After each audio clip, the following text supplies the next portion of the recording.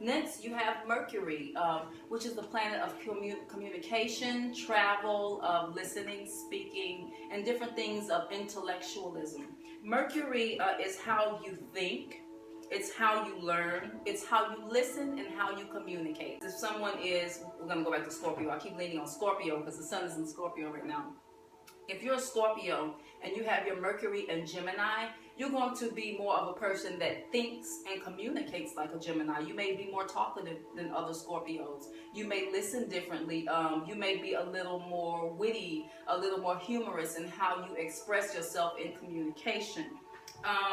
Mercury goes through all of the different signs. So there's the other planetary aspects. Mercury in Aries, Mercury in Taurus, Mercury in Scorpio, Mercury in Libra. They're different. They go through all of the different 12 astrological zodiac signs. Next, you have Venus, also known as the planet of love. Also, it's like how you would say Oshun or Aphrodite, the goddess of love. Your Venus is how you display romantic love. For a man, it's also what type of woman or feminine energy that he is attracted to. Your Venus sign, say for instance, if your Venus is in Gemini, you may be a serial monogamous. If your Venus is in Scorpio, you may love a little deeper. Your Venus is in Aries, you may be a little more impulsive and rush too fast in relationships. So it just depends on what your Venus is. Even a Venus can be in Virgo, which is kind of an afflictive position for Venus to be in because she's a goddess of love, whereas Virgo is more of a methodical kind of analytical sign, and it can kind of take away that romantic aspect if someone has Venus in Virgo.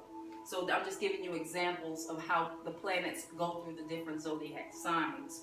Next, you have your Mars. It's the planet of action, the planet of war and aggression. So your Mars is how you process anger, and it's also how you assert yourself in the world.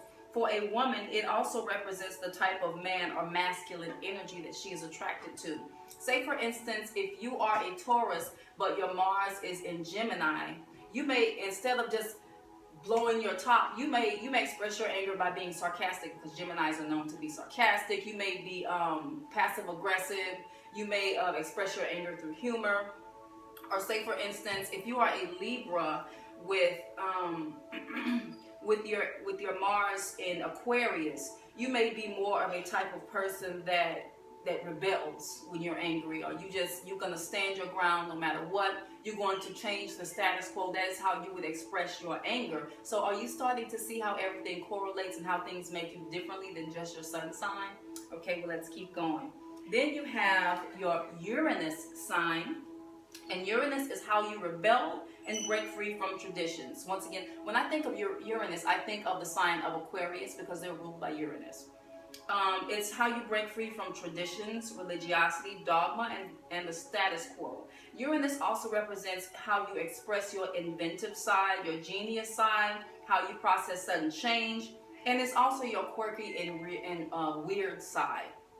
Your Uranus could be in Sagittarius, so you may express yourself and break the status quo by expressing yourself more like a Sagittarius when you are rebelling or going against the status quo, for example. Next, excuse me, you have your Saturn sign. And Saturn is your karmic life lessons, your restrictions in this life or during a time period in your life. And it's also the lessons that you were born to learn. Say, for instance, if you were a person that was greedy and you were unfair and tyrannical in a past life, you might come back and be, even if whether you believe in past life or not.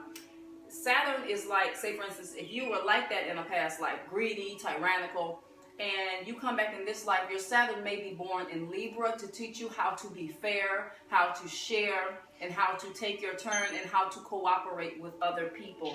So that is what Saturn represents. Saturn is the disciplinarian. It's also known as the hard taskmaster. And the lessons are not always easy the way Saturn teaches us. A lot of times Saturn is what goes around comes back around. So the way you hurt somebody, Saturn will come back in a way to let you know, hey, it's me. I'm going to let you feel what this person felt. I'm going to let you go through this scenario so that you can have more empathy in this area. So that is what Saturn represents. It represents your lessons and your restrictions and the areas where you need to tighten up in your character and your discipline. Next, you have Neptune. Neptune is how you process mysticism, spirituality, the hidden, and your spiritual gifts. Also, Neptune is where you can deceive people, like the areas where you tend to deceive people, and also where you deceive yourself and are disillusioned. Also, I reiterate about self-deception. Neptune can also represent the lies that you tell yourself and the lies that you tell others. It can also represent bad habits as well and certain vices.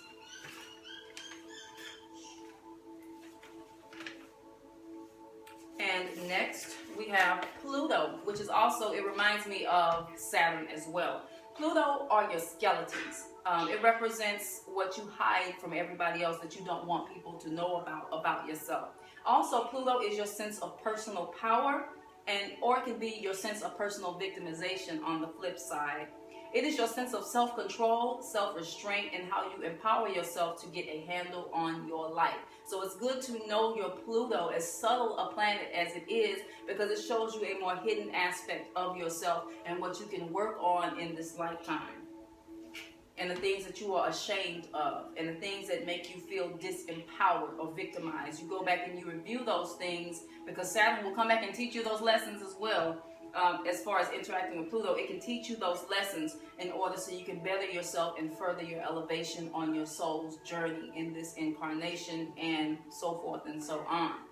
And last but not least, I saved the best for last, your Jupiter sign. Your Jupiter is your good fortune, and it also represents your good luck, your talents, your goodwill, how you display generosity, humor, and optimism. And the North Node represents your karmic imbalances, also like Pluto and Saturn. Also, it represents the lessons you still need to learn and the areas where you still need to tighten up. Your South Node is your MO, your modus operandi, what comes naturally to you, what you fall back on. It also deals with your past life gifts that you bring into this life. It's your comfort zone. It's the way you act out what you know without thinking about it. Say, for instance, if you were an alchemist in a past life, you may express that in this life through your South Node by being a cook. Or if you were a person that was, say, for instance, a musician in a past life, you may have musical abilities that you brought with you to this life. So that's not an area you need to work on. That's an area you're already strong in. So a lot of more focus usually is advised to focus more on the North Node, because those are the areas where you still need to develop and evolve and are still weak in. But your South Node is your strong area, your base, what you know for sure. So I hope this helps. Let's go back and do a quick review. You are your Sun sign, Ascendant, Moon, Mercury, Venus, Mars, Uranus, Saturn, Neptune, Pluto, and Jupiter sign, along with your numerological aspects, your social conditioning and upbringing, and just everything else that makes you uniquely you. So I hope this further explains why you're so different than other people on this planet. This is just a beginning teaser, surface scratching video, and I hope it helps you out. And please check the description box. There will be links on where you can go for your chart and different aspects in your planetary natal chart that you can look at. And also you can review what I just talked about. I'm going to do it as an outline so you can better understand what I'm talking about. Please comment, share, and subscribe. And thank you once again for listening. Namaste.